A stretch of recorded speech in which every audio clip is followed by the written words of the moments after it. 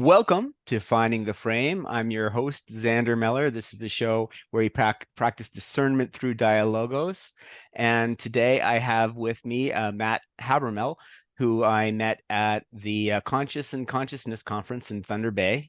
Matt, why don't you introduce yourself? Hey, Xander, it's great to be here. I'm really looking forward to this. What to say? I live in Aurelia Mhm. and with my family, two kids, and I went to school for philosophy and psychology, but I'm now a software developer. Mhm. But really interested in the dialogue that's going, on in this corner of the internet. I'm really interested in metaphysics and ontology and that kind of thing. So the stuff that Jonathan Pageau and his brother Mathieu are doing is particularly interesting to me. That's cool. And I don't know if I'm really in this corner of the internet yet. Because I'd really like I wasn't I knew of Jonathan Pageau. I'd watched like a couple of his videos before the conference, but the Vervaeke and uh, Paul Vanderklay are like sort of new to me out of Oh, the okay. conference. I actually looked into Vanderklay a little bit beforehand, but yeah, sorry, no, the other way around. I looked into Vervaeke a little bit Mm. beforehand, and Vanderklay, I had knew nothing about going into the conference. So I hope that I'm welcome in this corner of the internet. But I still feel like I haven't undergone my initiation, so I might not be like a fully I fully shudder worthy to yet. think what the initiation might be. I don't Yeah. know. But no, it's great. Yeah, Vervaeke is a really interesting. I actually went to grad school at the University of Toronto, so Hmm. I was in the orbit. That was when Jordan Peterson was there and Vervaeke was there, but I met neither of them during that time, which is a big regret for me. I didn't. Oh, okay. I knew some of Vervaeke's students, but I didn't even know Peterson existed at the time. So, Yeah. but Well, yeah, I've been in his orbit.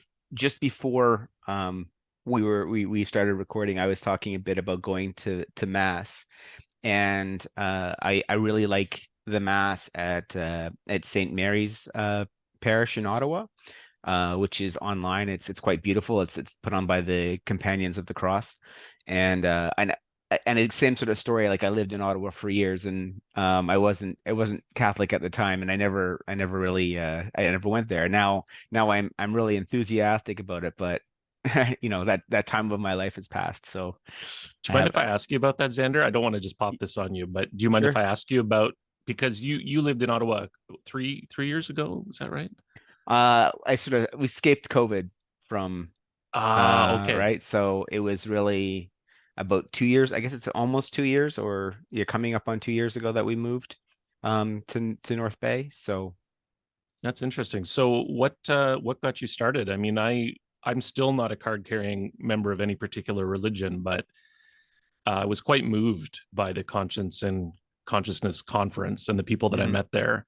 So I'm kind of starting to orbit Christianity a bit. And I'm kind of curious if have you shared your own journey on the show before or Bits and pieces, yeah. right? So I came from the New Atheist movement, right? So I was actually sort of Right. an activist with the New Atheist movement back to around 2011, like 2007 to 2011, 2012. Um, yeah, and it was from my cognitive science research. It was sort of two things were sort of I say are were forking forces. One, the direction my cognitive science research was taking me was, in somewhat of a what I would describe now as a Vervaekean direction, but at the time, I wasn't aware of his work or anything, and it was just, but it was I was really seeing how Nietzsche describes like there's no ground to the secular world because of the questions I was digging into in consciousness. So that was troubling me and sort of making me question my faith. And at the same time, like what we call now the woke movement, right? Um, uh, one of the first, I don't even know how to say pillars, but the new atheist movement folded quickly and was just co-opted very rapidly by the woke around that time. There Interesting. there was a whole internet kerfuffle called Elevator Gate, which hit the new atheist community and is sort of I mean, there is a pattern that they use to do these infiltrations and subversions. So it's indicative of what later happened in the gaming world with Gamergate, right? So they had this sort of Right. right, but it was very shocking to me because this community that I felt was built around rationalism and people settling their differences based on facts and questioning things just rapidly proved like it was divided almost in half very quickly, that they were just as emotional and prone to social politics as any church group or anyone else. So that was very revealing to me, and then said and it really made me question, like, maybe this whole good without God thing I really need to evaluate reevaluate, Mm. right? And yeah, sorry. Interesting. Oh, I was just going to say, like, I was kind of on a similar path. In fact, I read this article by William Kingdon Clifford, I believe, is a philosopher who wrote this paper called "The Ethics of Belief," Hmm. and his idea basically was that if you believe something without enough evidence or enough justification, that it's actually an immoral act. Mm, And so I okay. came to the point. Now I was approaching religion from the way that I think people like Dawkins and Harris approach it, which is, this is the Bible's a book of propositions, and it Mm, pretends to be like a scientific explanation of the beginnings of time and this kind of stuff. And so from that perspective, it seemed to me like to actually believe this and to act on it was immoral. yeah. So I kind of right. So I kind That's of an had this. excellent framing of the of sort of the new atheist movement and position, right? Because like I haven't thought about it that and that eloquently, or that made it that divisive. But look, the idea of that, yeah, they at the but look at the Bible or religion as a series of propositions. So it's all propositional knowledge, and then they say, well, and then they validate these propositions using sort of a scientific frame, right? Of using this or a scientific method. I don't want to say it's necessarily a scientific method, but they use sort of this physicalism scientific frame, right? To Yeah. to analysis, and then deem it unworthy and somehow immoral. Meanwhile, let's put a question aside, this whole question of where our morals are coming from. Don't look too closely at that. Yeah, yeah. Well, I mean, they have a ready answer to that, right? It's like evolutionary biology, right? We needed to participate in groups, so we had these sentiments that evolved that, and this is their explanation, I think, for why morality is so messy, is just because, yeah, well, it's an imperfect set of tools that evolved to It's kind of yeah. keep groups coherent.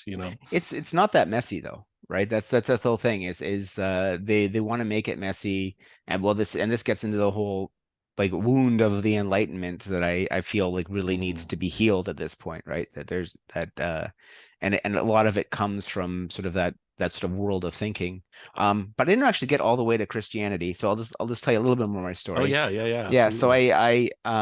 because then I went and sort of, okay, maybe I'm gonna sort of take a more I'm going to open myself up to religion. And I went into actually sort of Buddhist practices, um, and yoga. And then I sort of like took a bit of a Vervaeke route there, like trying different traditions and the practices and trying to be open, I keep an open mind about it. Um, and around that time, like a couple years into that, I discovered um, Jordan Peterson and Jordan Mm. Peterson's work, and I found it very interesting, and I felt it was really like what I had done up until this point really primed me for it. Um, and I was watching a Jordan Peterson lecture one day, and he said this phrase, "Even God could not make a garden without snakes," Mm. and that just hit me like like a seed crystal hitting a super saturated solution. That's what I talk like, right? And it was just like this, like Vervaeke talks about, like this, like moments of epiphany, right? Of total Hmm. total insight, right? And I just it was like this moment of revelation for me that seemed like an infinity, but like was just a moment. And I came away knowing that there was, came away from that sort of that experience knowing that there was a God and that he had a plan for me, but I didn't really understand everything that entailed or what that meant. But I felt that I had learned something profound, not propositionally, like, but it through like sort of like through different levels of knowledge, something had just clicked, and I needed then to like learn it and explore it and figure it out, like sort of first act it out and then help bring it out into the world, right? So from then I've had this sort of mission like that I've just sort of been working, and I was writing, and I got away and that like with the COVID stuff hit, and that sort of like made me fall away from the Buddhist practices I was doing, just because I was so disappointed by the reaction again. I mean, within society, and that like just it is similar with people just keep on disappointing me. Matt. This is the age we're living in. Yeah. So yeah, and so I was going to come when I came to North Bay, I wanted to engage more with Christianity. I didn't, but it was still a bit of a black box to me. But I also wanted to get my kids out of woke public schools, and I felt like within Canada, or specifically in Ontario, we have two public systems. We have the public system, which was previously the Protestant public system, which is now super woke, and then we have the public Catholic system, which is still like a public system and is somewhat less woke, we can say, but it still has a lot of those changes and challenges. So I wanted to put my kids in the Catholic school system, and I figured like I would also become Catholic as a process of that. So at that point I still had sort of some reservations, like it was sort of like hedging a bit, but as I got deeper into the Catholicism, and I found that the tools that I had been looking through, like the symbolism tools, the different like one of the things that attracted me to Catholicism was the richness of the tradition, right? That it's it can trace its roots all the way back to the apostles and to Christ, and there is a rich history there to draw from. Like, so it's not just the Bible, but there's the saints, and there's the historical aspects. There's the catechism. There's the whole series of hymns and singing, and of the rituals of the church, and that as well. So there was so many tools there for me to explore my spirituality and help me and answer these questions I was working on. So and now I think I've embraced it fully, and it's not like I think that the Catholic Church is without is faultless. Like it's a human organization. It's a human organization and all humans are sinners. So there's sin and corruption in the church, but nonetheless, as a human organization, there's also good in it, right? There's also good in each of us. And the response, I believe, to the corruption in our institutions is not for good people just to abandon them in droves, but to actually engage with them more and remedy them. So remedy ourselves, the Jordan Peterson style of clean your own room. Yeah. Once you've done that, you work on your family, and then you start venturing out in the community, and that's what I'm doing now, right? So I'm doing the online community, but I'm also trying to engage with my community locally, and do some fixing along the way.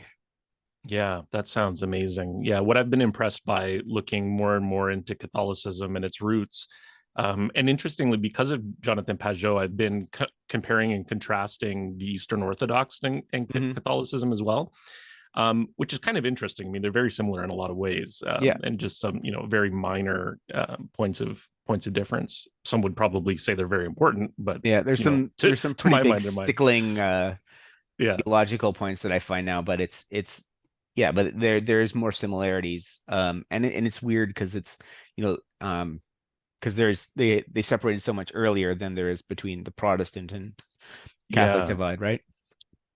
yeah. What I've been impressed by though is, when you're growing up in sort of a secular society, there's I don't know if everybody gets this impression, but I got the impression that religion was so dogmatic that if you strayed a little bit from the specific, I don't know, the specific propositions, that I saw the Bible expressing, that you'd be a heretic and in trouble, and that it was very, stodgy and rigid.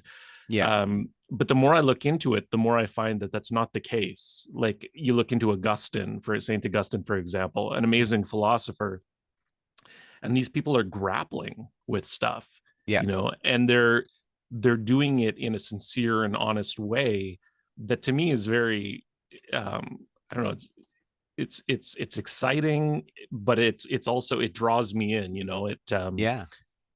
so I kind of feel a little bit, because I went to school for philosophy, so obviously I'm not wired to swallow a particular, toe the line, swallow a particular train of thought and just repeat it. But there is a tradition in Catholicism of grappling with this stuff, of being philosophical, of trying to understand, of trying to, rephrase and reframe. And that's something that I think Pageau is doing a little bit too, but for Eastern Orthodox. But again, and I just watched a little clip of Mathieu Pageau the other day, and I think he was just basically saying, like, he's not trying to change anything necessarily, but just reframe it so that we get a bit of a fresh look. And that kind of thing is really exciting to me, particularly because you mentioned the history of Catholicism that goes back so far, but parts of the metaphysics and the ontology go back even farther than that, to the ancient Greeks, to the Platonists, and then there's so much overlap between... And the symbolism, there's lots of symbolism that easily you can tell has been taken from the religions and around the area of the Bible. So there's definitely there's Greek philosophical influences, and there's there's symbolism from other religions as well, and other and you get the sense that there's this like tradition of human wisdom for living. And really, I think that was my big aha moment, was to realize that no, it's not a book of propositions, it's kind of a manual for living in a sense. That's actually connects very much to what I was saying in my sort of my Jordan Peterson days, so the 2018 circa me. I was actually sort of, I would describe religion as a system for living, right? And if you and everyone has one of these systems for living, but you need it. It's like fundamental to who you are, and you can pick one up off the shelf, right? Like a computer or OS operating system. You could pick one up off the shelf, like like a Windows, Mac OS, or Linux or something, right? Those could be like the tradition religions that have been established by other people and are tried and true. Or you could try and homebrew your own, right? You could try and build your own from scratch, which is technically you can do it, but it's not an advisable course of action. There's a lot of pitfalls there. There's a lot of pitfalls there, and a lot of extra work, and it's probably you're not going to end up in a great place. So, but also I think that there is, if I can take this analogy even farther, like even if I'm using the Windows operating system or the Mac operating system, I have the religion, I still personalize it to myself, right? So like if I think if I went on your computer or you went on my computer, even though we might be familiar with the operating system, I might have a few preferences set differently. I might have like a completely different file structure. It's like you know. You know, Natural scroll direction just drives me crazy. yeah. Can't deal with it. Yeah, things like that, right? Yeah. And so and I think that there is very much that aspect to any of the great religions, and including Catholicism, is that you yes, there's Catholicism. You're taking oaths. You're picking something up off the shelf. Like you are, like I had to go through an RCIA program. The process to becoming Catholic is fairly onerous compared to a lot of other forms of Christianity. It took me almost a year to become a full-fledged Catholic.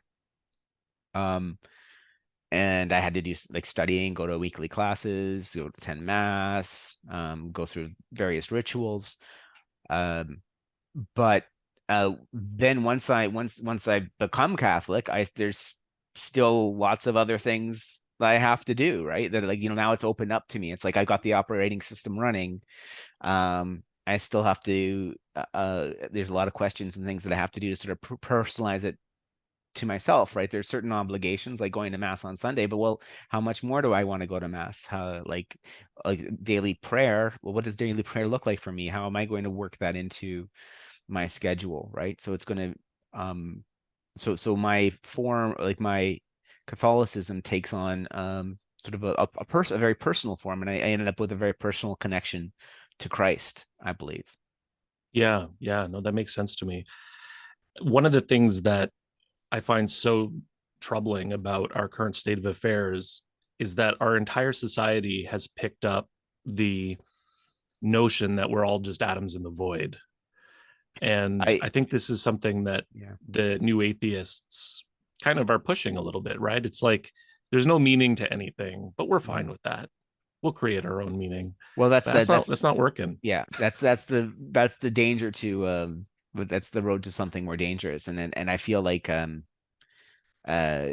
like that, and I mentioned this in a previous show that's not aired yet, but I was talking to someone else, and and that point came up of I just sorry, I'm losing it now. I just bring Yeah, it no, no back. problem. It was yeah, we're talking about the atoms in the void and not having any meaning. Yes. And the deconstruction of yes. So the new atheist movement was very much a Marxist deconstruction. And it was Mm-hmm. more it wasn't it wasn't like a full-fledged Maoist Marxism per se, but it was definitely a postmodernist deconstruction of religion and a specific attack on religion. And we were being, as activists, as I was an activist in the movement. I feel now that I was duped Yeah. into accepting this proposition, this framework that I was sent in as a young energetic man, as a bit of a wrecking ball, and into and being a kind of iconoclast of like Mm-hmm. destroying something I didn't really understand the deeper meaning of. um but yeah, and I the have atoms. regrets. Yeah, I Yeah, have like regrets too. I've said things to people who are Christian that I deeply regret because I know that I was the wrong one. I was the one who didn't understand. Yeah, I don't know if you have any similar situations, yeah. circumstances, but No, I yeah, do. I mean, I feel like I know people who are much worse, and yeah. but at the same time, I've also been baptized now. So and had a more than one confession, so I've had a little bit of time Mm, to come to term with my sins. And yeah, so but yeah, as regrets go, I feel though it was part of my journey. yes. And I'm somewhere in the middle there. I don't know if that makes it better or worse, but um yeah, but to bring it back, like that nihilism, I think, is very dangerous and it's wrong.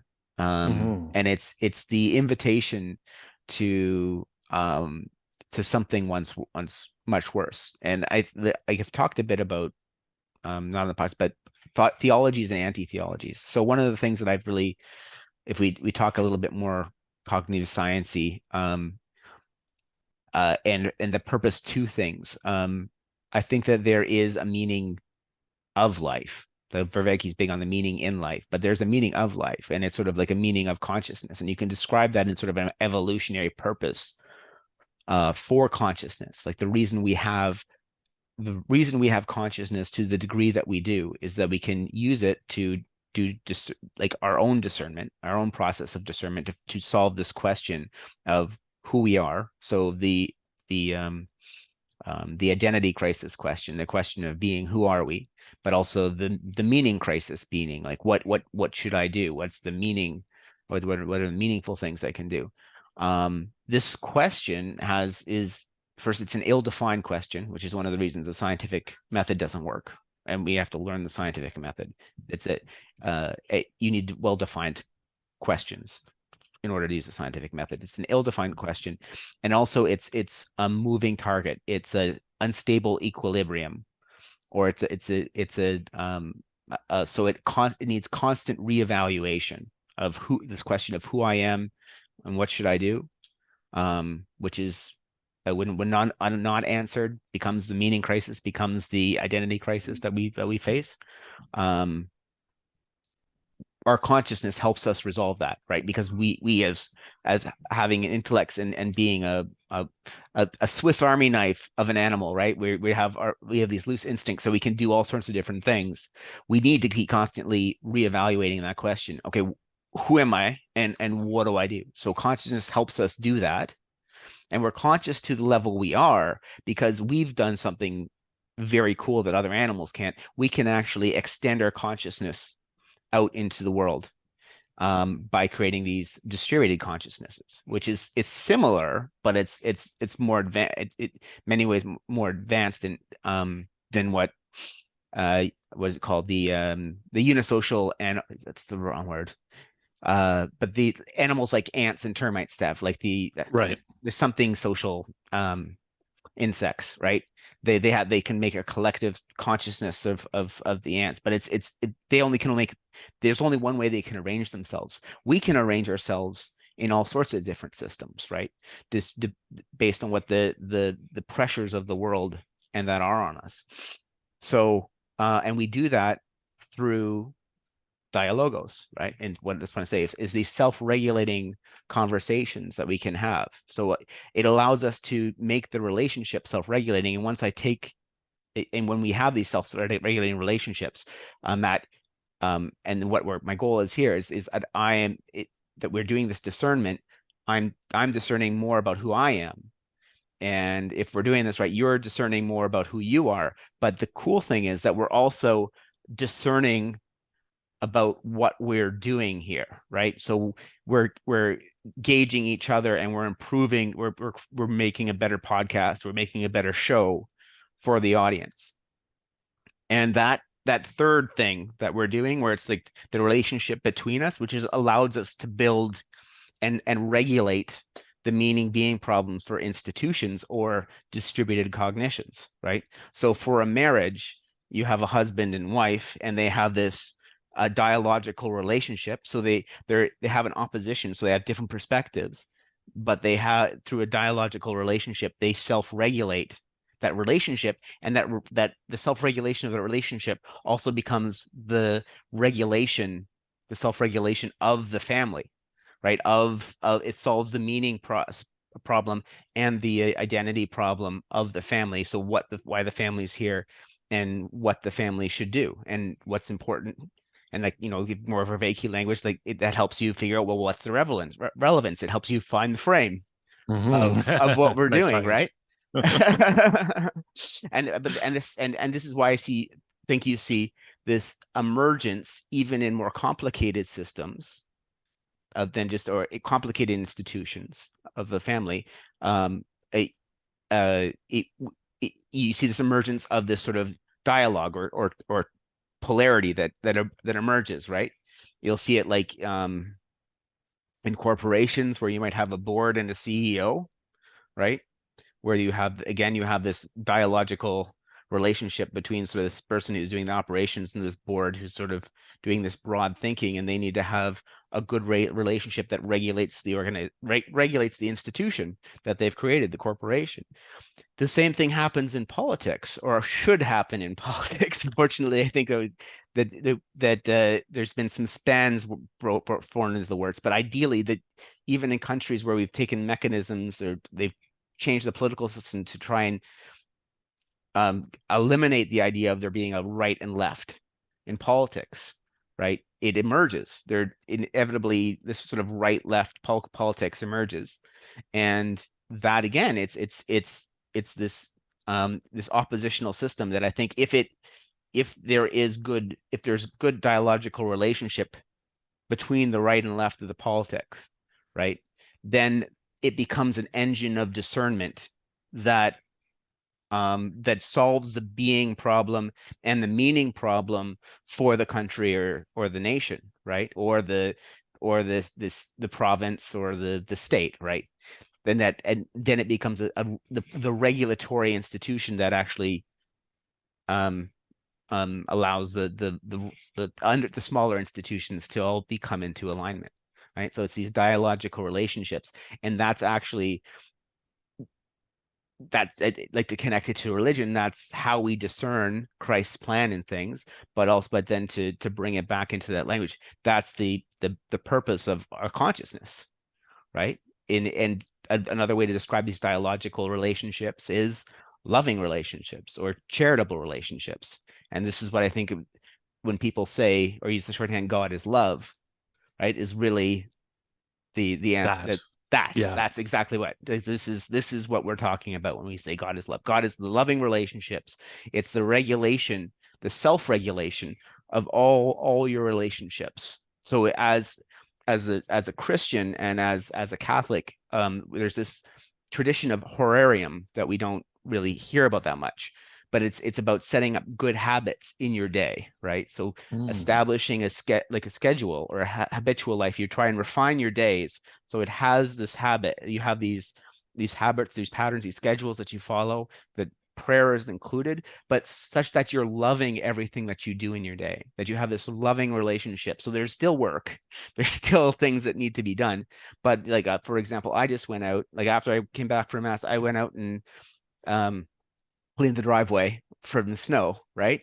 And it needed to be done, and I enjoyed doing it. And I think you had a similar experience as well, right? It's like classic Canadian thing, but Great White North. but the idea of it is there is, yes, it was work, but I wasn't resentful of the work because I understood the purpose of the work. It was meaningful. It was meaningful and purposeful to me because I saw its place in the order, in the correct alignment, in the harmony of being, the harmony of my being, and the harmony of being and of the larger picture. So it was not onerous. It was actually something that I could love. I think that's a super important point, because when you focus on, and I mean, this is actually, I kind of consider myself a little bit of a classic liberal. Like I grew up with the liberal ideals. An actual liberal is what I should actually say. Yeah. We got to be careful because we're in Canada. The liberals are not liberal. Well, we can start talking about politics. But yeah, no, you go on. I shouldn't have done that. It's your turn to speak. I'm sorry. No, that's all right. But I mean, part of the problem with that perspective is if you really embrace it full on, it becomes too atomistic. The individual becomes too atomistic. And I think that there's a bunch of threads that come together here. We tend, in our sort of materialist culture, we tend to only believe in things that we can see or, measure, whether it's through a telescope or a microscope or whatever, or with our own eyes. But we tend to miss this relational existence, this relational reality that you're talking about with the dialectic and the opponent processes. And I mean, we only really have to even look at the brain to see this, as nature's solution already, because you can have a commissurotomy where you sever the corpus callosum between the two hemispheres of the brain, and the person can still, I mean, I'm sure that there are some obvious, detriments to having something like that done, but the person can still exist in the world and interact with people and stuff like that. But under normal circumstances, what those two hemispheres are typically doing is suppressing activation in the other hemisphere. So it's almost there like a conversation happening between these Absolutely. two hemispheres of the brain, right? Yeah. And this is something that I think you can see on various scales. And I think you're right to point out the institutional, the familial, and even the national organizations as being something very real. And this is something that I'm seeing a little bit Real, in but uniquely Vervaeke. human, I would actually say. Real and uniquely human. Well, I wonder, I mean, to some degree uniquely human, yeah, because there's like an agency that comes out of the human. This ability to extend agency, like that's what I was talking about, distributed Yeah, consciousness. yeah, yeah, So the yeah. family, or like we it's less so about families these days because we sort of see them, but because there's I won't go there, but certainly with corporations, we're definitely seeing that, right? Where we think of these corporations as entities unto themselves that do things, right? Like we'll talk about what Google's doing or Facebook's doing or what, uh, uh, like the Shell is doing or BP oil, and they actually Yeah, we'll give them personalities or sort of moral characters now, yeah. even, right? And Um, phenomenologically, we get that, right? But I yeah, think most people would say, no, that's just like a shorthand or something like that. But there actually is something real there. yeah, no, it is making decisions, and we see that. Well, I Mm-hmm. mean, the I, we see it unless there's like a great man situation where you have a great man theory where there's someone who's clearly calling the shots, which we tend to shy away of more so these days. You'll see all these decisions being made where there's no person, like there's no one you can pin the decision on, right? And I think that Mm-hmm. there's a classic example of this with a lot of the COVID measures, like where just you asked, where did the mask mandate come from, or where did this policy come from, and it would quickly become this finger pointing game. Well, it's like, oh well, we were following the health guidelines. The health guidelines are, well, the government told us to come with the health guidelines, and the government says, well, we were talking to the we didn't actually say anything. All we just told that told the municipalities to handle it, and then the municipalities point back to the health services, right? So it's sort of like you get these loops of where the responsibility is completely dissipated. And how can you Mm-hmm. explain that unless you start taking these institutions as a whole and sort of holding them as a body um responsible? And I think that there is, like, as much as we talk about people wanting to be individuals, there's also, I think, a drive for people to be institutions or to be part of this institution and sort of disappear in it. So the responsibility is dissipated off of me, right? Yeah. I'll play the role that other people told me to play, and the responsibility is then dissipated. But where's it dissipated to? Well, it has to be dissipated to, like, where's this agency being um not submitted or being yes surrendered to. Mm. It's being surrendered to this extended cognition, right? Yeah. That's interesting. It makes me think too, like there are pros and cons of this. You pointed out a bunch of the pros about being in this an organization, whether it be family or corporation or anything like that, in terms of you get this regulation occurring, and so you can actually Mhm. start to um, create or generate something that wouldn't have been possible with the individuals. So that's a pro, right? Yeah. And we keep, like, I think Jordan Peterson makes quite a point about this, is that we tend to have this idea of the individual as like this island, Mm. but and the old ideas of what makes an individual sane don't really hold up because they were all sort of an internal structural thing. But really, we keep each other sane Mm. in dialogue, in conversation, in Yeah. regulation with one another, right? Yeah. So that's really positive. But then the downside of it, you get this phenomenon where people are in groups and somebody's in trouble, but because you're just one of many people in a group, you might not take responsibility for it, Yeah. right? That you absolve yourself, or like you say, you surrender your responsibility to the group or something. Yeah. And so there's this balancing act there. And I think one of the things that Peterson has been, it's almost silly how saying to somebody, take responsibility is like life changing. It's almost crazy that that's the case, but we've almost gone so much in that other direction where we're Yeah. surrendering ourselves to the whole, that individual responsibility has kind of come off the table. And that's actually part of the being, the being problem that needs, like, so there are the forces that are on that question of who am I, right? There's eccentric forces and concentric forces, right? So there's concentric forces of I need to actually self-maintain. So I need to get enough food, I need to get enough water, I need to, get warm on sort of like the physical survival level. But there's other, there's other things that I need to do to take care of me. But and so those are the concentric forces, and some of them are and some of them are or more important than others. But that's part of the problem that has to be regulated. The relevance problem, to another tip to Vervaeke. But there's also the eccentric forces, right? So who am I relationally to other people? Like, what are my obligations to my family, to my kids, to my society? Do I have to wear this mask or not? Right? Like, as the question is getting a vaccine like really is something I need to do for other people, or is it something I need to do for me, or like what? Like, these are questions that these eccentric responsibilities also have to be resolved, so that the self-regulation, like as you said, keeping yourself sane, you have to do dialogically, you have to do through a process of discernment, right?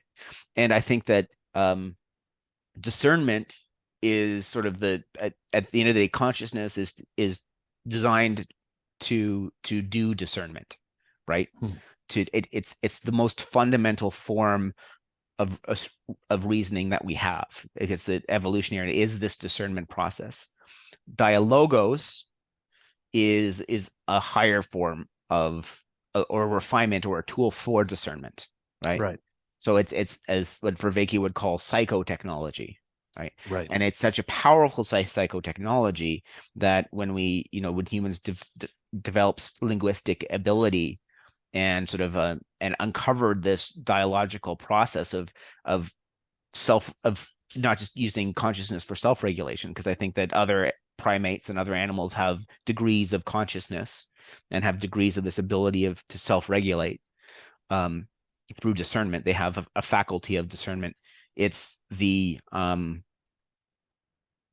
that it supercharged their discernment, and then it unlocked this whole potential of we can actually create. We can have we have a little bit of the power of creation of God, right? That we can actually, it's not just God that's creating us, but we can actually then extend our consciousness to create things and maintain things beyond ourselves, right? These agencies, these agents or institutions, or these tools that exist beyond ourselves, right? And that's a higher order trick that requires more resources to pull off. But when you can create these dialogical relationships, you can do it, right? And then and you can you can create actually very complicated wholes, because each relationship is self-regulating, right? So it's like, if I'm the boss, can go do the boss things if his employees have good relationships and they're self-regulating, right? And then and the more self-regulation you have on each institution, on each level of it, then the higher you can build the sandcastle and can build a thing. Now, an idea I want to introduce it to you, though, is this a question of attachment, right? I could say a question of attachment to sin, or attachment to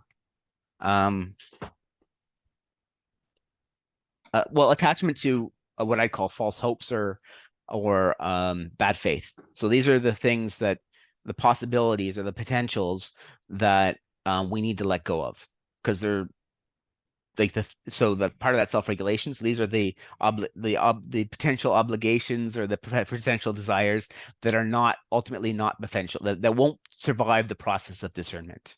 Right.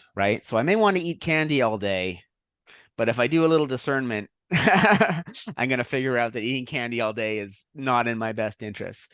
But we all have attachment to sin or to those things. So I don't know if we can do like the eating candy all day, right? So I might feel attached to eating candy all day, and I really might want to argue for me eating candy all day. And I might not want to do that so much, then I want to jam the process of discernment.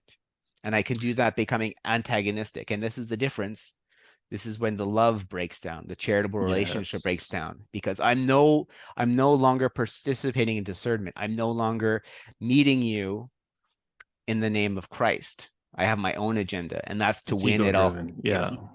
ego driven is a good way to put Mhm. it. I'm Yeah. going to win. I'm going to win at all costs, right? I'm no longer playing the game in good faith. I'm no longer participating. So when you do that, I'm becoming adversarial, as opposed to we are in opposition. We have different perspectives, but now I'm taking it to another level. I'm becoming adversarial. Mhm. Uh, uh, because I'm less interested in the truth. I'm more interested in getting my way. Uh, and when you do that, that starts disrupting the system. That breaks the self-regulation down. And now you're going to have to build in, if you want to maintain the relationship or maintain the thing, you're going to have to bring in an external regulator, right? Because the Right. self-regulation breaks down. And so we have these external regulation systems built into our institutions now. There are things like police forces or bureaucracies. Bureaucracies are external regulations on a lot of our different relationships. But then these things can also become self-interested, and they can actually then create incentives for even more disruption of the Exactly. self-regulation, right?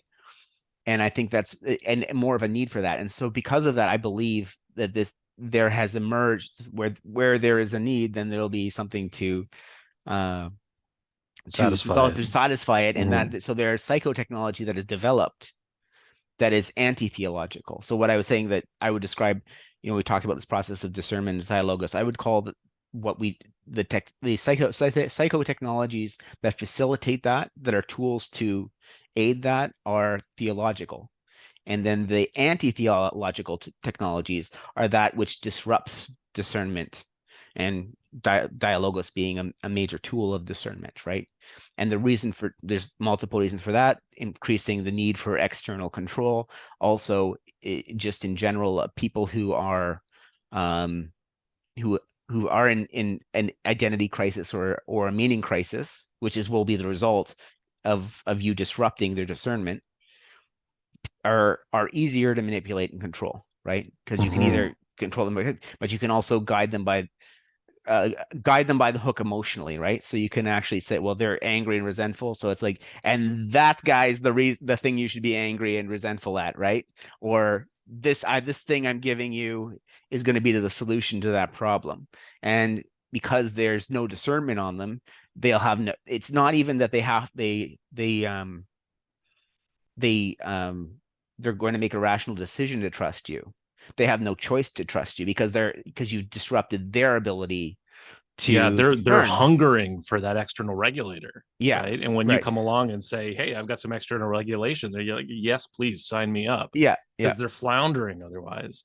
yeah. And it seems to be that seems to be really pervasive right now. Absolutely, People want the government almost to be like a parent, absolutely. right? Yeah, And I think it's a lot of this because we don't have a structure in which to see ourselves. And when you become, this postmodern, anything goes, language is the world, we make it up as we go along, exactly. you have nothing to grasp onto, and so you're hungry for that kind of You're regulation. you're in a meaning crisis. You're in an identity crisis. You're anxious. You're depressed. Yeah. You're wretched, right? That's Yeah. a Yeah. right. And it's so yeah. So you want someone to come and tell you what to do, and more importantly, and you not you might not necessarily want um it to be a person, but you want to maybe also disappear, like because you feel Mm, you worthless, yes. more worthy. What we were talking about before about avoiding responsibility, you're going to see yourself as unworthy or untrustworthy for responsibility, because honestly, you probably are. Yeah. um, Yeah. so, Exactly. Because there's you're no reason to be responsible, right? yeah, Like yeah. there's no reason, there's no So purpose you that want to you're lost. yeah, so you want to disappear. So the offer to disappear or the force to disappear into an institution or just like, hide among the flock, or like, disappear into the background, will be ever so much stronger. And this is Yeah. actually something like politically that I think that people don't get, because it's sort of the right and left, because the people on the right tend to uh uh they tend to see their political leaders, or that they want them to be of good moral character, or they want them to, because they in some sense see them as being in charge, and they want a competent person in charge. I don't think that's as important on the left. And I think that's what we see, like with the quality of the leaders that we have. Like I see this, I call it the anti-leader syndrome, where it's actually, you'll see that there's this selection process in society now, where a lot of our political leaders, like you have these effeminate males like Trudeau, or the current guy who just got in the UK, or else you have these people who have these sort of uh clear mental deficiencies, like Biden, or Fetterman, who was just elected in Philadelphia. And so why are they doing, like, why would you, the right see it as like, well, why these people aren't competent for the position? But they don't get is to people who are more in that set mindset of the institution, of wanting to be part of the institution, or part of this sort of the collective, we could say. um the idea that the person there is just going to be an avatar of the system, right? Right. So that Right. so the flaws that you see, the dependency on the system, is actually a plus, right? Because there's no threat of Biden or Trudeau developing a Going rogue. backbone and going rogue, right? Or Yeah. you're not expecting them. There's no possible world where one of them is going to like suddenly develop this conscious, or this opinion of their own, and try and become the man of the hour. No, they are corrupted, and corrupted is dark. I feel that that's a good word for it, but I mean a lot more. I'm looking for maybe a more neutral word. They're dependent on the system, just as the person sees themselves as dependent on the collective and the system. So they want the person who's dependent on the collective or the system, or the state. And I guess in this, they don't want a person. They're not really electing a head of state. They're electing someone to be like the face or the front of the Right. state, right? And in that sense, it's important that we see our reflection in them a little bit too. I think, like, people will say, oh, they're kind of like me. I kind of, Yeah, and I think and it's that's. non-threatening. I mean, to get it a little even more local politics, but Doug Ford, like I was picking on people, left wing leaders, but I think Doug Ford is a bit of this too, right? Where it's like, Mhm. he, I think he has that sort of like, yeah, he doesn't have a spine. He's gonna go along with what he's told to do. There's not much danger of Doug Ford going too far off the script, right? Yeah. Because you could see that he's a man who has his flaws. Let's leave it that way. And that might, you could say that makes him more relatable, but that also makes him more dependent. He's not gonna shake you out of bed and say, hey, I expect you to be more responsible because I'm more responsible, right? Right. Yeah, exactly. That's what I meant by non-threatening. It's like Yeah, we kind of want our leaders to be, I don't know, inadequate because we're inadequate, and it's going to make us feel more better about ourselves or something if we see our inadequacies in them. I'm not yeah. sure exactly. Where I'm going more of, it's sort of like, if we can trust that they're not going to disrupt the systems Right, right. that we're attached to, right? Yeah. I would call that the sin, or the dukkha, or the things that, like, that in a sense are holding us back, because it's attachment to the world, right? Right. Right. Right. So it's attachment to things that probably we need to let go of, right? Um, but we don't want that discernment, and if we allow the discernment process to go to completion, we will discover that maybe not just about the institution, but also about ourselves, right? And a lot of people don't want that level of truth about themselves, right? That, as um, Jordan Peterson talks about, the dead wood, right? That people don't want it to burn away because the burning Right. hurts, Yeah. and then Yeah. the dead wood, some in a sense it's dead, but it's still sort of keeping you in your current position. And once if it's burned away, then you're going to you have a journey and ahead of you. You have work to do to try and find out who you are, right? I wonder, this is a little bit contrary to what you were saying. So I'm wondering if we could sort of juggle this into place and see what I've, so in terms of preserving the existing systems, people who tend not to be that way are like radical environmentalists, for example, right? Because they want everything to change. Okay. You know, and so I wonder too, because you do tend to get a lot more of that on the left, on the political left.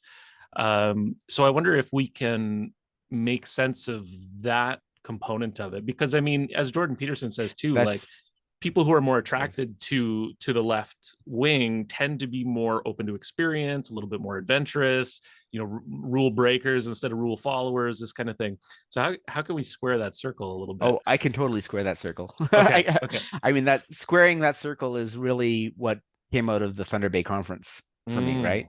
Is because I was sitting down with Jonathan Pageau, and I got to speak with him at the paintball a bit, and then I had an opportunity to speak with him up on stage briefly too. And with after the paintball, I was I asked him the question about evil, right? Because I wanted to sort of get his perspective on evil and the snake in the garden. And then he brought up well, there's actually two snakes. There's the snake in the garden, but there's also the snake in Numbers, which is the bronze serpent, which is after the Israelites have left have left Egypt, and they're wandering the desert. They get plagued by serpents, and God tells Moses to fashion a bronze serpent and put it up on a pole to reveal this to all the Israelites, and then they'll be free of the serpents. And the serpents who've been bitten by the Israelites who've been bitten by the serpents are free of the poison, and the serpents just dissipated once the bronze serpent is there. So that's the other serpent he was talking about. After, I started thinking about that, and that's where I started thinking about, like, I had just been listening to Jonathan Vervaeke on the drive up, so I started thinking about the oppositional and the oppositional processing there, right? So that's sort of, because I think it's two snakes, they sort of like two, and I started thinking, well, two positions, oppositional processing.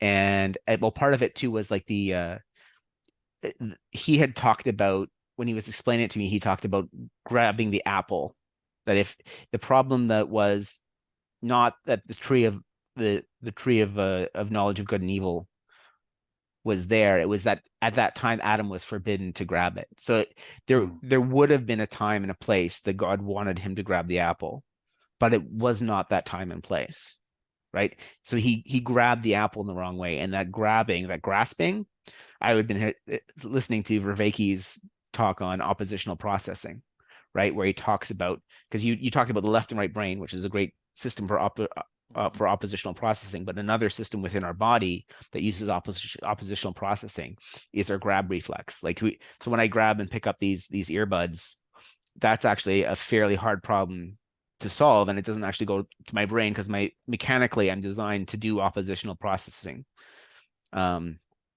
It's so I balance the forces between, I don't grab it so hard that I'm breaking it or breaking my hand, and I don't release it so it falls, it is, drops to the ground, right?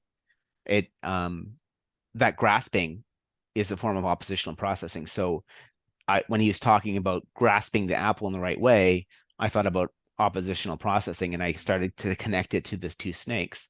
So when I talked to Pageau the second time, then he talked about, I asked him about that, and I made that connection, and then he took it to the place where, what did he say?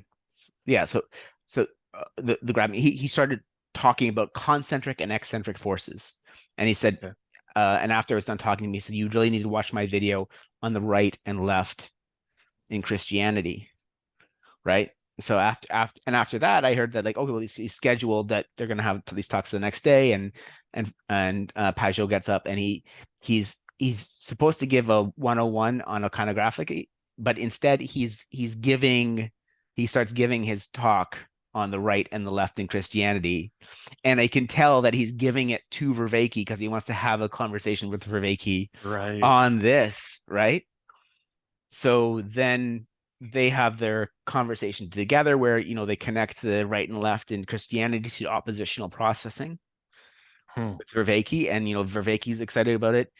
Pageau is excited about it, and I'm super excited about it because I'm seeing the first plank of the bridge I've been waiting for, like not all my life, but certainly for the last 15 years of my life, that's bridging science and religion being built, right? Right. There's this connection between oppositional processing and these right and left forces, and the symbolism in the Bible of the serpents and the right and left in Christianity, right? And and getting a sort of this idea of discernment. So this idea of there's two serpents, there's two forces, there's two directions. I know you've seen my video when I talk a lot about the beating of the heart, right? There's the concentric eccentric motion of the heart. There is the back and forth of a conversation, right? Again, it's the two-way motion, and that those directions of motion are how you get that, how you answer that question of what you're saying about you have this left wing who seems very adventurous and still open. Okay, so there's two directions of motion, and the system has to regulate those two directions of motion because they're two directions of discernment. Like you could say you're zooming out. That's the eccentric, right? So the zooming out motion, and then there's the zooming in, the concentric motion, looking in, and this is the process of searching for the needle in the haystack, or the finding Jesus in the Where's Waldo puzzle, right? You're sort of zooming in and zooming out, looking for the places. Like, so you look in something that looks promising, you zoom in. It's not that, you zoom out again, right? And sort of start looking at it, and then, there's something here. I'll start zooming in. I zoom in a little less, and it gets out again. And that's what we're doing with in a sense with discernment. Now, so it almost sounds like the left in that respect, like wanting to have that large system, but also being adventurous. It seems like that's a healthy process in a way. Well, right? that's why I said, it can be a healthy process. And this gets back to what I was saying about what was so like mind blowing. Even God could not be a garden without snakes, right? So there's two snakes, and there's the green snake. So the green snake, which represents so the snakes represent change. That's I should probably throw that in there. So the snakes represent change, and there's two kinds of change happening. There's the concentric change and the eccentric change, right? And the left is for the eccentric change, the expansion. They're the ones who want hope, right? They want to examine more possibilities. Yes. Right. So and the right is for the faith, the concentric change. They're the ones who want to actualize something, bring something, as Vervaeke says, realize something. Right. Realize in both ways, like make something new in this world, some good in this world, but also realize and like come to the point. This is the thing that we need, right? So that's the concentric change, right? The Interesting. seeking. Yeah. Could I say it like this? Like, in terms of, like, if you look at conservatism, right? The question is, what are we conserving? What are we preserving, or something like that? And maybe it's this realization where there's a recognition, perhaps.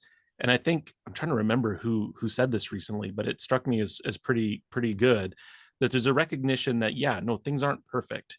It's not like people are trying to preserve the bad ideas of the past, right? But there is an ideal that has never perfectly been realized, and the idea would be to realize that ideal, right? Yes. It's not been done perfectly before. No, but we're finding what we have. Doesn't mean throw it out. Yes, we don't want to throw away all the traditions. There's good in the traditions, right? And so that's part of what the conserving is conserving what the work we've already done. Yeah. Right. In the place that we already are, because there's some good there, right? And I do Um, like that. Jordan Peterson earlier on in his career, I mean, this was probably only a couple of years back, 3 years maybe, but he seemed much more balanced in that respect. That yeah. opponent processing between the left and the right, and how they were both necessary. Well, he's gone more. He's a little more eschaton these days, or end times, right? Yeah, And yeah, that's where you expect a person with conservative inclinations to end up if when faced with the adversarial left. And that's actually sort of brings it back. So where I was going is with that leftward, that expansion of the left is, so yes, there is a place for the left, right? Because you're in order for the heart to beat, there has to be the concentric and eccentric change. So there, right, even God cannot make a garden without snakes, but the snakes are treacherous, right? They're the symbols of change, right? And I'll use a little more. So Lucifer is a light bringer, is the angel of change, right? He's sometimes considered the morning star, but the morning star is also the evening star.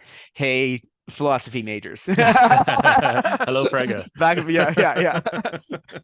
Right? So it is that concentric change and eccentric change. So there's two ways the system can get out of whack. You can have false hopes, or you can cling on to false hopes or bad faith. The left, when it goes out of whack, when it becomes adversarial, when it falls into when it betrays Christ, right?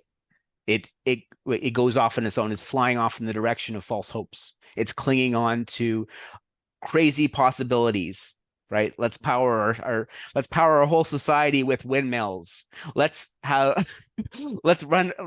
our society with no police, right? Let's Yeah, that's my favorite.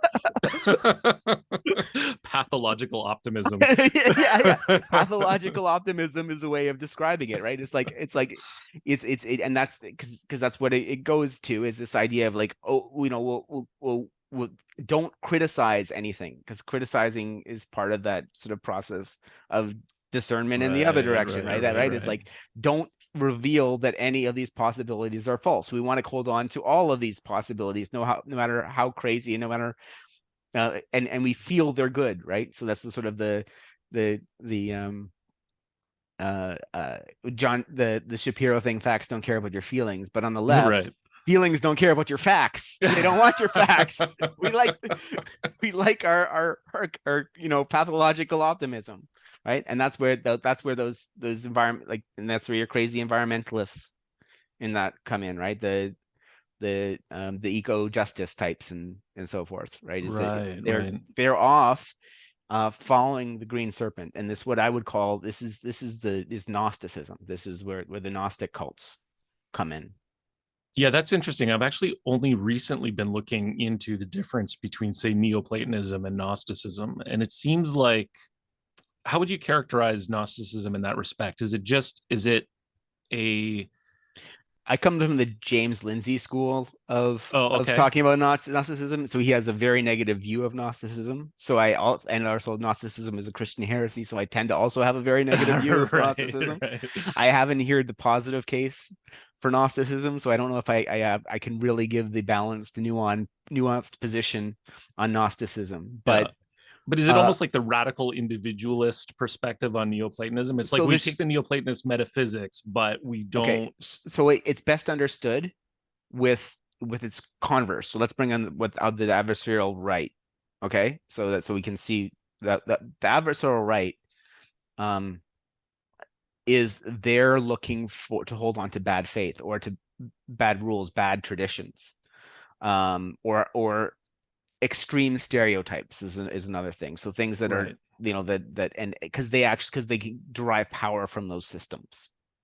So if there is, like, for example, like a good example of sort of like the right going too far, that concentric change. So there is a tradition, like a bad policy, but people are becoming, like, say there's something like there's a housing subsidy or a construction subsidy, and housing developers are becoming ridiculously wealthy off of this, but it's it's not serving the purposes it should be serving.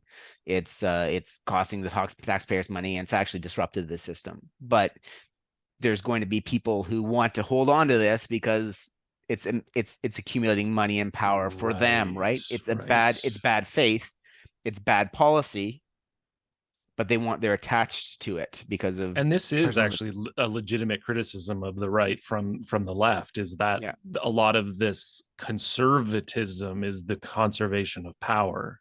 Yeah. Right. Or that's the criticism a lot of the times. Yeah. Or profit at, or malign profit in some sense, right? That it's like you're taking advantage of rules that are like that are ill thought out, and or not letting better rules, the refinement of rules in a positive direction that would be better for everyone. Right. Because you like the current rules because they give you, because you're exploiting them in some way that they really weren't intended for, but they're profiting you. So that's an example of bad faith. And it's not just political, right? So this happens in different spheres, but we're just using the political environment for this. So this concentric change, where it goes really wrong, when it goes wrong, it's the bronze serpent, which is a stereotype or a fixed tradition, right? Which can be good because it can expose. We go back to the serpents. Like when Moses put the bronze serpent up and exposed it to all the Israelites, they could see and understand the serpents that have been plaguing them. So the serpents dissipated them because they understood their problem of society. So that was it's like an example of good faith. No, it's a stereotype, and the stereotypes is something that we thought that is been taught to be think of as bad. Like we have that word now is being conditioned to say it's bad, but it really is. You're taking multiple instances of something, and then you're connecting them together to figure out what's going wrong. And if you have good faith, if you have a good stereotype, it's going to tell you something profound about the world that's going to keep you out of trouble. That's going to allow you to. It's going to be a source of wisdom. But if it's So I actually don't know the story about Moses and the snake. So can you connect that? Like this, I take it that it's symbolic, because obviously a bronze snake doesn't scare away actual snakes. So it wasn't the fashioning of the bronze snake that did it. It's that Moses showed them the snake of snakes, right? So there were all these green serpents that were plaguing the Israelites, all these little shadowy serpents that were plaguing the Israelites, and it was causing them poison, and they were, which you could describe as this common ill, right? It's a symbolic or a vague thing. So it's something that the Israelites didn't understand, this unknown terror.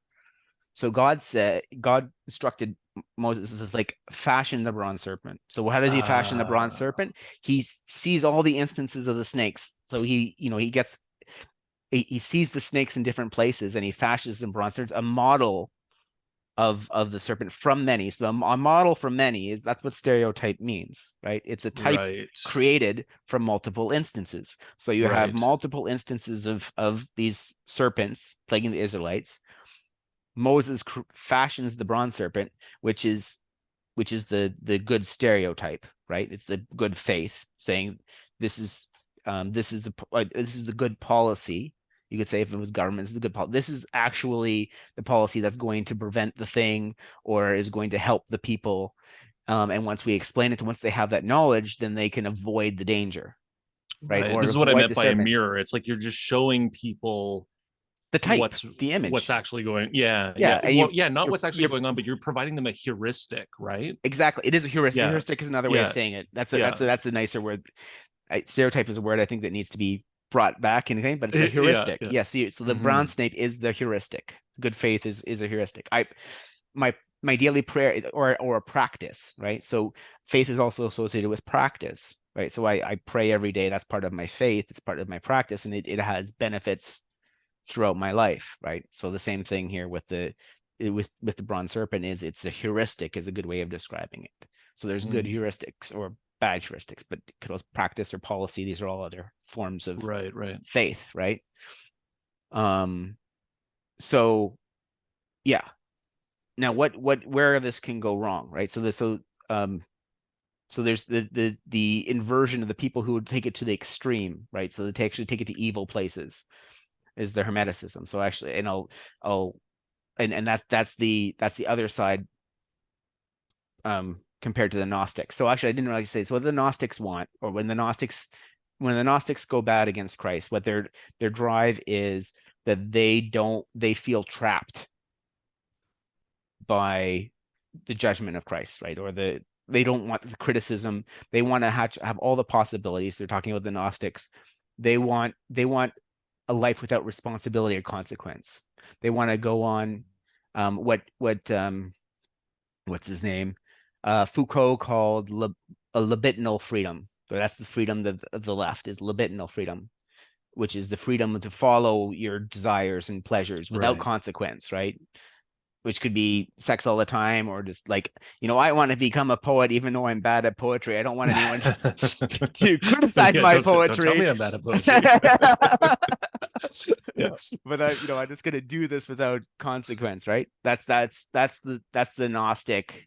What the Hermetic freedom is, what the Hermeticists actually believe in alchemy, which is they actually sort of, and what they're when they go wrong, when they go against Christ, they want to replace God, right? They want to take the power. They see the power. Take the power for themselves. Take the power for themselves, exactly, right? And so they see that we have this power of creation through discernment, of create these institutions, but they want to take it from us creating the institutions in the glory of God, and take the institutions and make them in their own glory. Yeah. That's right? Actually, I always wondered why things like ritual magic was a no-no in the Christian perspective, but it is that, isn't it? It's not necessarily saying that it's misguided insofar as it's not going to work. It's misguided insofar as you're taking the power of reality and trying to corral it for egoistic ends. Yeah. Rather than to serve, you're trying to get egoistic is a great. Yes. Yeah. Exactly. And that's in what is the WEF doing, or like what are these large institutions doing? Is they're divorcing it from God and saying, no, we will, we're going to have the great reset. We're going to, yeah. I heard we're Schwab's taking voice in yeah, there. we're gonna take they take the power for ourselves now. And here's the cool thing though, is the serpents, when they become treacherous, conspire. And this is, even you see this in the Bible, like it goes, you see this in the Gospels, in the Gospel of Mark. I think it's around Mark 3, where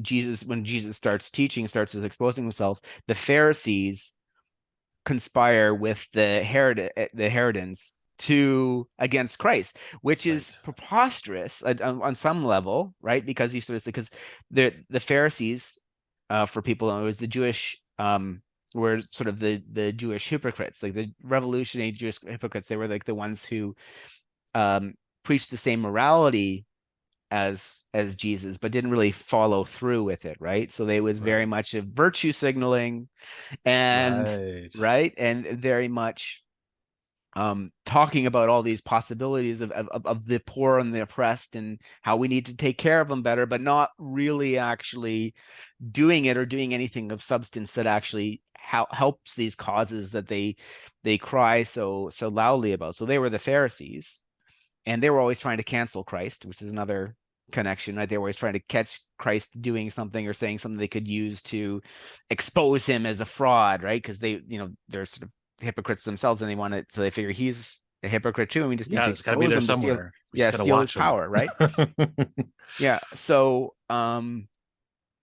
the Pharisees were always, they wanted, one of the things they wanted though is to get rid of the Romans, right? They wanted to end Roman tyranny, and so they're always proclaiming against that, right? So they're always demanding revolution, is another thing that the Pharisees, which has made it so ridiculous that they would conspire with, or seemingly ridiculous that they would conspire with, the Herodins, who supported Herod, who was the puppet king of the puppet king of the Romans. He was the leader, the king of the Jews that was emplaced by the Romans, and they were basically the servants of the tyranny, right? So they were, and to sort of connect it back, they were the ones who were in service to the tyranny, in service to the bad faith, and the Pharisees were the ones who were in service to the false hopes, right? So they were actually proclaiming all this stuff that, that made them look virtuous or virtuous, to virtue signal, but they didn't actually have a connection to anything. And what did they do? Is they conspire with each other, right? And what they do, they conspire to kill Christ, right? So what you see in the dialectic motion is a circle, and it requires the conspiracy of the serpents, the conspiracy of the bad faith people with the false hope people. So the Hermetics with the Gnostics. And what they do is they conspire to maintain both the bad faith and the false hopes, right? They conspire, and you see this in our world today, right? You see all these these I might go back to Occupy Wall Street, and you see all these leftists supporting corporations because they throw a flag in there on their icon for a month, right? Suddenly they're the good guys, or or that with the again, the corporations being supported a lot of the time by the false hope people when on the ecology front, when they're really not, they're saying things, but they're not actually doing things about the environment, right? Right. So nothing is new under the sun. Nothing is new under the sun. But the key thing is that you need that conspiracy. The conspiracy is the common interest to disrupt the discernment, right? Disrupt the coming of Christ, the revelation of what's true, good, and beautiful. Because if you reveal what is true, good, and beautiful, the sin or the dukkha that they're attached to will have to fall to the wayside. The things that are completely false, the false hopes, will be revealed as nothing and dissipate, right? They'll be exposed as just shadows and exposed by the light. But the things that are partially true, right? The corruption and so forth will also be exposed. So the hypocrites will be exposed for their hypocrisy, and the people who have been exercising bad faith will have the systems that they're relying on to fuel their corruption, that they're becoming profitable. Those will be destroyed, and they'll have to find an honorable profession or some new scam to exploit, right? So man, what a good characterization of the moment we find ourselves in right now. But this is the thing, is it's real. This is dialogos. This is what I'm teaching on, but it's fractally true too, right? So it's not just true on the political level, it's true on the familial level. Like, you'll see the same pattern happening between a husband and wife who are having marital problems. You'll see that they become adversarial. They start lying. They start getting away from discerning the truth, right? It's not because they both have sins and things they don't want revealed. So it breaks the system. So there becomes bad policies in the family. Maybe they're not eating things they should be eating, but they don't, they want to indulge with that. So we don't talk about the fact that we're buying too many Doritos, right? we don't and soda pop. We just don't go there, right? Or we don't or there's false hopes that they might be like going on. It's like, I'm gonna start dieting next week, or just stay on the same theme. But that's because the criticism is broken down, where it's been healthy and charitable. So it's like we're trying to make each other and this marriage better. That dialogical communication has been broken down. The false hopes and the bad faith starts multiplying, and then you can't have the conversations, and then then you end up in the meaning crisis and the identity crisis, right? So why are we even married? What is this all about? And then it's divorce. So, and where I'm going with this is Marxism is an anti-theology. It's a form of disrupting these systems intentionally because they want the change. They want to worship change for change's sake. They want that dialectic. They want the serpent spinning. They want to conceal Christ. And the reasoning is, well, it's like there's different conspirators have different reasons. Some of them are bronze snakes who are hermetics, who are more interested in, the Great Reset side of things, but others are more of the Gnostics, the green snakes, that they're more interested in the revolution for a revolution's sake kind of thing, right? They just want to keep it going. They just don't want the responsibility. They don't want the trouble of dealing with things. They don't want to be exposed as hypocrites. Those are the Gnostic sides of it, right? Amazing. Yeah, this is good. So, and actually, what I see is hopeful is that this process.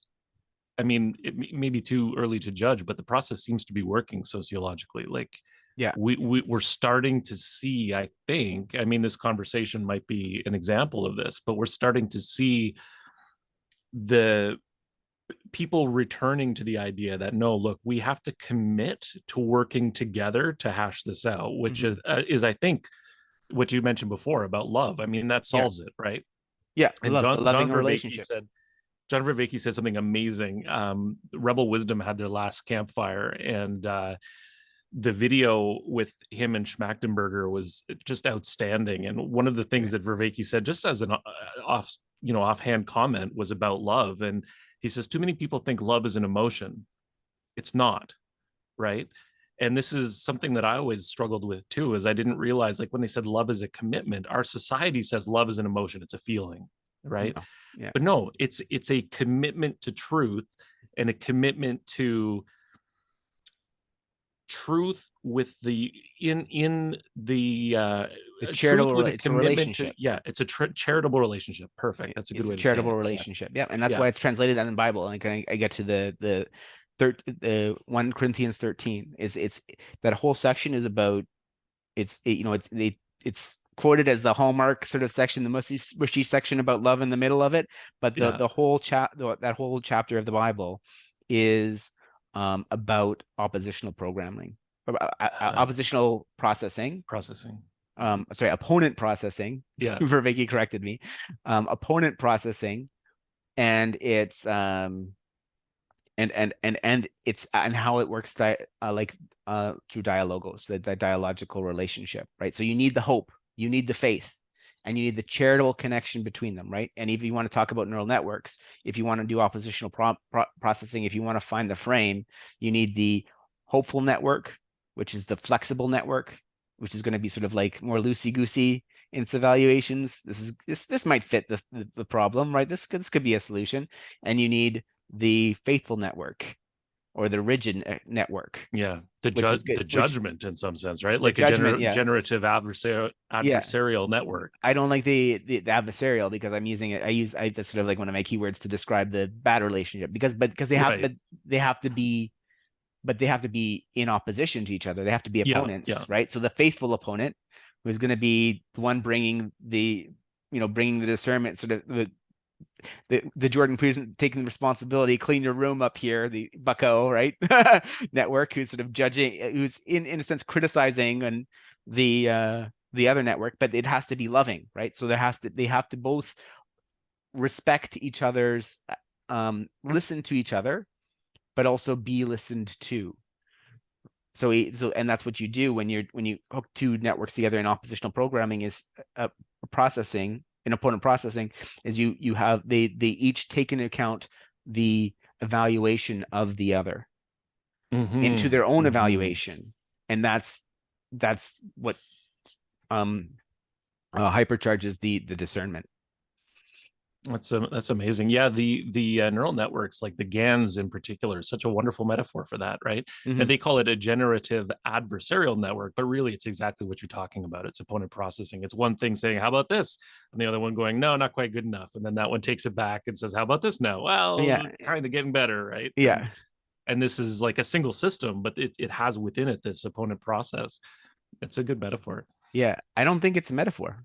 Like that's actually where I take it, is it's exactly what's going on, and it's just the pattern that it's the pattern. It's the pattern. Yeah, it's a pattern that generalizes. Like it's And it's and it is the we're so artificial intelligence is intelligence. Like it's rediscovering discernment, which Mm. is, it's just this sort of the secret sauce of consciousness, or what the at least the purpose of consciousness, I believe, is that discernment is consciousness, is that sort of intelligence or that discernment process, so that pattern of intelligence put onto consciousness, is that pattern of intelligence put onto the problem of uh regulating being and being meaning for a multi-possibility system, of finding the frame for a multi-possibility system, a multi-potential system. I don't know, like I need a fancy sciencey word for exploring the potential space, something with a computationally explosive potential space Yeah, that's yeah. exploring.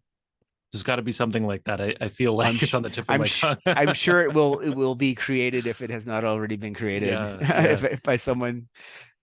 It's Uh, funny though. I think that's exactly right. It seems like even from the single cell upwards, the cognitive processes that are occurring in each case seem to be to explore the state space, or what they call it, the phase space of a particular system, and yeah, to find a pathway through that phase space, yeah, right?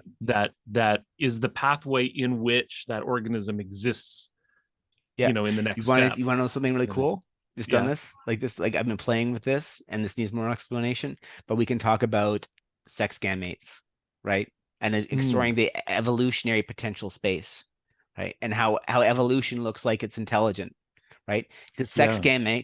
sex gametes have this they're the key thing, and of determining between what's male and what's female is the size of the gamete, right? Because there's always in sexual reproduction, organisms who perform sexual reproduction, there's always a dis a difference between the gamete sizes. So there's the female is the one with the larger gamete, and the male is the one with the smaller gamete.